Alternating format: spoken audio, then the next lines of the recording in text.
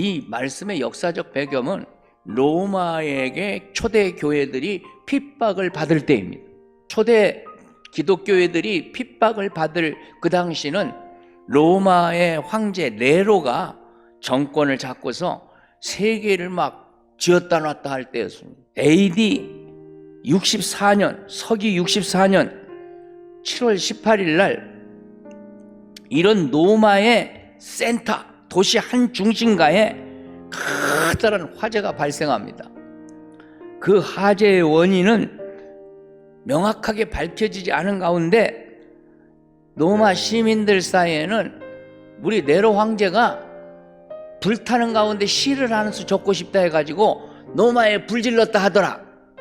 이 소문이 막 파다하게 퍼지기 시작했습니다. 그래서 네로가 불질렀다는 소문이 들리니까 이 네로 황제 죽이려고 나들 시민들이 들고 일어날 거 아닙니까? 네로 황제가 불안하니까 이것을 어떻게 할까 하다가 기독교인들이 불을 질렀다 해가지고 야!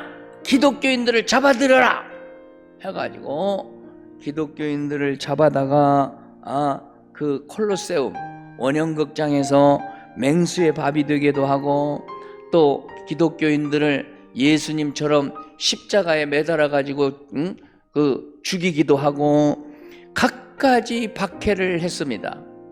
네로 황제의 핍박이 계속되니까 당시에 우리 크리스찬들이 핍박을 피해서 소아시아 지역의 여러 교회로 흩어지게 됩니다. 하나님께서는 그 핍박 중에 성도들이 흩어져서 안타까워하는 그런 상황에도 섭리하셔서 소아시아의 여러 교회들이 세워지게 하십니다. 복음이 천지사방에 퍼지게 하십니다. 이제 이 베드로 사도는 로마에 끝까지 남아서 거꾸로 십자가에 매달려 순교하기까지 그 자리를 지켰습니다. 그러나 어쨌든 먼저 피난 가는 성도들을 위로하고 격려해야 되겠다.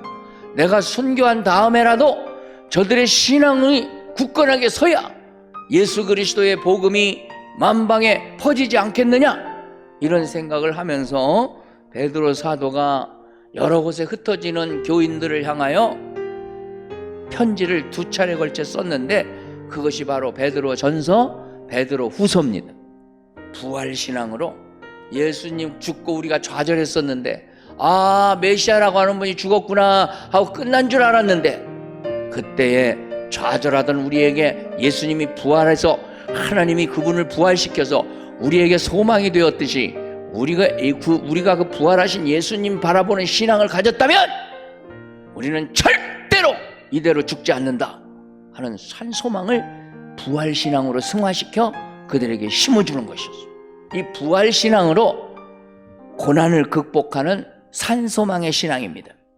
이 헬라어로는 엘피다조산 그러는데 이 엘피다조산이라는 말은 이 산소망을 풀어서 해석할 수 있는 언어의 뜻이 있는데 내가 바라는 소망을 이루어줄 수 있는 능력이 나타나는 소망이란 뜻입니다. 다시 말해서 무지개 잡는 뜬구름 잡는 소망이 아니라 확실한 능력을 보여주는 소망으로 나타난다는 뜻입니다. 우리에게 오신 부활하신 예수님은 우리가 어려운 시대에 바라봐야 할 표상이요, 그분만 바라보면 소망이 생기는 산소망이다, 이렇게 말씀을 전하고 있는 것입니다. 우리 그리스도인들은 옛날에 이 베드로 사도가 계시던 초대교회 때나 지금이나 똑같이 하나님을 믿고 있는데 똑같은 하나님입니다. 살아계신 하나님입니다. 영원히 사시는 하나님이 예수 그리스도의 십자가 죽음 후에 다시 살리신 영생의 부활을 믿길래, 그걸 바라보길래 우리의 소망은 영원히 사는 소망이기 때문에 언제나 산소망이다. 살다가 죽는 한시적 소망도 아니고 죽는 소망이 아니라 우리 기독인의 소망은 영생과 연결되어 있으니 영생의 소망, 살아있는 소망임을 확실히 믿으시기를 오른손들 아멘 합시다. 주의 이름으로 축복합니다.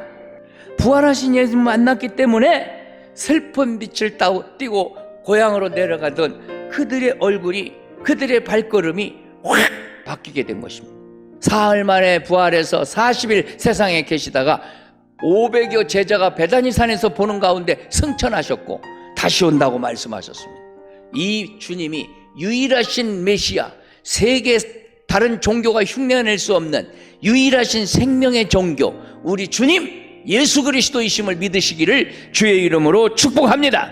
그러므로 예수님 믿는 사람은 부활신앙만 확실히 유지하면 좌절했다가도 다시 불끈 새 힘이 돋고 어떤 것도 이겨낼 수 있습니다.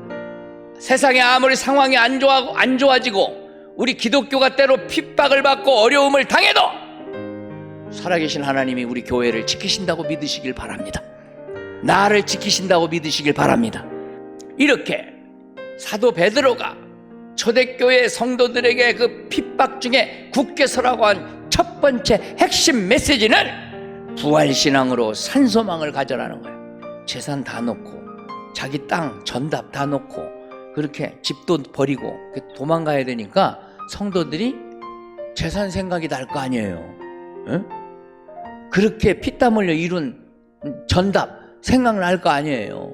이 땅의 재산에 너무 연연하지 마라. 영원한 나라에 너의 영원한 재산이 있다. 영원한 유업이 있다. 그러면서 오늘 이 4절 말씀에 하늘나라에 이 썩지 않고 더럽지 않고 쇠하지 아니하는 유업을 너희들로 하여금 있게 하실 것이다. 이렇게 산소망의 말씀을 줍니다. 우리가 하늘나라에 받는 것은 유한한 거요, 영원한 거요? 영원한 거예요. 이 땅의 것은 유한한 거요, 영원한 거요? 유한한 거예요. 그래서 영원한 걸 바라보라고 말합니다. 이것은 히브리서에도 기록됩니다. 사도 바울도 그렇게 권면하는 거예요. 이 땅의 것 뺏겨도 조금도 신앙이 약해지지 않고 오히려 기뻐하면서 주를 위해 내가 손해본 거 하늘나라에 가서 더 영원한 것으로 받으리라. 이렇게 믿고 신앙생활을 기쁘게 한 것입니다. 우리는 본문에 말씀하지 않습니까? 썩지 않고 더럽지 않고 쇠하지 않는 유업을 받을 자입니다. 천국의 유업을 받을 자입니다. 그렇기 때문에 이 땅의 것에 지나치게 연연하지 마시고 우리가 좀 손해를 봐도 주님 섬기는 일 흔연하게 하면 하나님께서 너야말로 내 사랑하는 아들이다, 내 딸이다 그러고 인정하시고 여러분의 금생과 내생의 복으로 인도하실 줄로 믿습니다. 오늘 이 자리에 나오신 여러분들이 하나님 나라의 영원한 유업을 바라보며 다 굳건한 믿음으로 끝까지 나아가시기를 오른손 들어 아멘 합시다. 주의 이름으로 축복합니다. 세상에 사는 동안에 고난을 당하게 되면 고난을 통해서 오히려 성숙한 그리스도인으로 단련된다는 소망이 산소망입니다. 그래서 연단, 단련, 시련 이건 뭐 결코 기독교인에게 나쁜 용어가 아닙니다. 이거 잘 이겨내면 고난당한 것이 내게 유익이라 했으니 여러분이나 저에게 유익이 될 줄로 믿으시기를 바랍니다.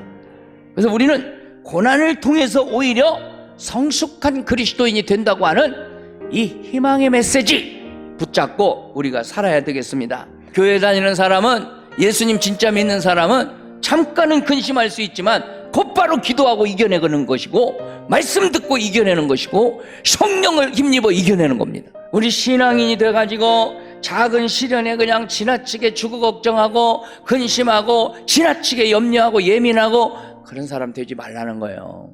주님께 진짜 믿음으로 맡긴 사람은 잠깐은 염려할 수 있고 근심할 수 있지만 지속적으로 염려하고 근심하는 건 하나님이 믿음 없는 사람으로 쳐버리는 거예요. 하나님은 내 기도한 대로 나를 책임져 주실 것이다.